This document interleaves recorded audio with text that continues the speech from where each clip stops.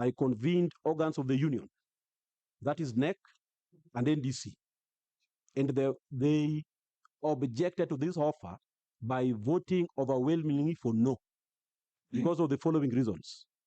One, there are members who have retired since 2017, 2021. They are at home. They need their pension. Two, if we push this 50% to 2026, 2027 financial year, already there are commitments, and the Ministry of Education is going to be constrained. We have 2.37 billion for 2021, 2025. That is supposed to mature on 1st July.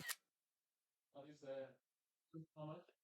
2.73 billion. 2.73 billion to mature in 2025, 2026, 2027 financial year. 2026, 2027 financial year. Yes. That's The next, there are commitments we made with the IPCCF that mortgage, car loan and mortgage was supposed to be factored in the sector budget for 2026, 2027 financial year.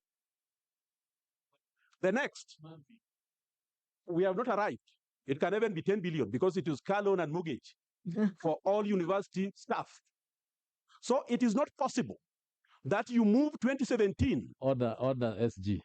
This is not about talking things which are not. It is a house of records. We agree. We agree. You agreed that we are going to sit down and agree on the budget for car loan and mortgage, and it's supposed to be factored in 2026, 2027 Ministry of Education sector budget.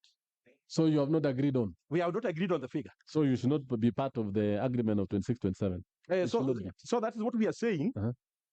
They made commitments. They also made commitments that in 2026, 2027 financial year, we were going to factor for all university staff. Promotion, we have not agreed on the figure. So what we are saying, with those commitments, we don't want to clog the financial year of 2026, 2027 with promises again. And the next thing, Honorable Member, when I talked about reasonable offer, Honorable Maungu, yes.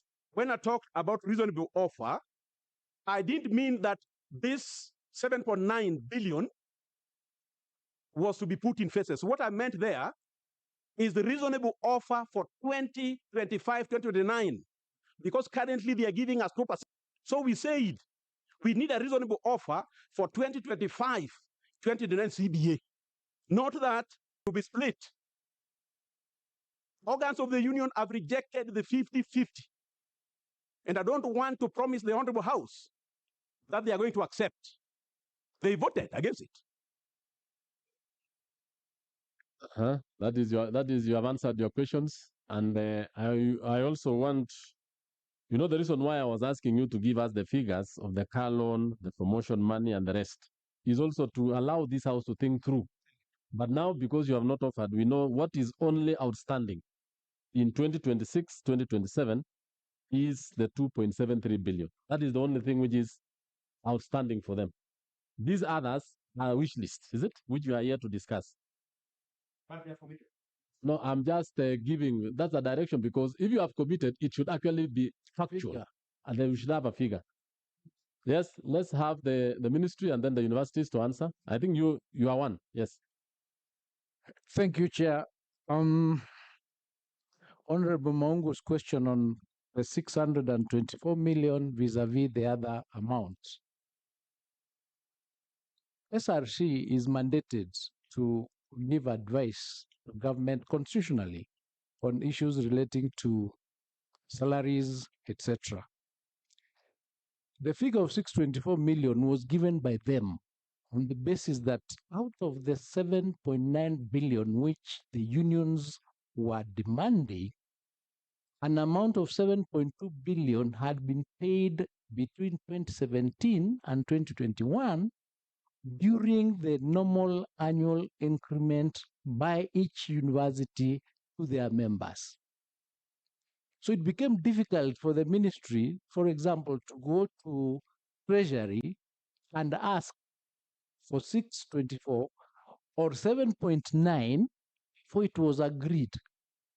Because if, for example, the ministry had committed to pay 7.9 billion, when there is a letter by SRC saying the outstanding amount is 624, it is an automatic query, audit query.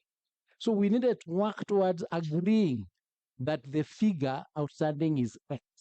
And that's why the verification teams, together with SRC, had to meet until SRC in October then confirmed that now the outstanding amount is 7.9.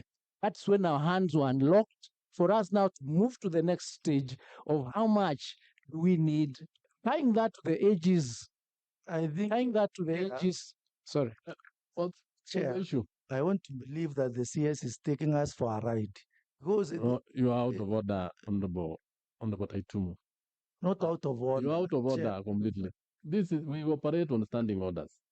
When you raise on a point of order, give us the specific issues you want. The specific But you know issue not- is he is talking about the advisory. And here, according to what was presented, there was the mathematics, there were formulas that were being followed to arrive to that figure. So what's It your, was not as the discretion of the SRC to indicate what they should take without a formula. and I think you're talking the same. The question here, members, and I want us to agree, what the CS is saying or what you are saying is true. It is SRC who has faulted everybody here. And that's why we shall have a date with them. It is not even the CS. If SRC gave us a figure of 624, and then they went through verification, they gave us a figure of 7.9. Which SRC gave 624? Which SRC is giving 7.9? Those are the people we want to bring them before this committee and ask, why did you waste government resources, taxpayers' resources on very wrong advice? That is it. It is not even on the CS himself. It is on SRC. And that's why somebody raised a preliminary issue when we were starting, that they should be here. CS, I think that one we have made a case for ourselves. We shall invite SRC here. Yes, proceed. Thank you, Chair. So once we arrived at the agreed figure, now we came to how do we pay it? So we made a proposal of paying it in 3 installments for this reason. This figure has been accepted after the financial year 2025-2026 budget. So it was not in the budget of 2025-2026 because it was not agreed during the budget making process. And members, you are aware, the budget making process for 2025-2026 concludes, I think, on February or something like that. So as at the time we are getting this information, the budget is already concluded. So the only fault that we can be given is that we have to do. And that's why we are saying, let's pay this in 2 installments, one of 3.85 during the supplementary budget, because this is an amount that will be sort of reallocated from our own budget for 2025-2026, which has already been programmed. Other programs that were budgeted for 2025-2026, we failed.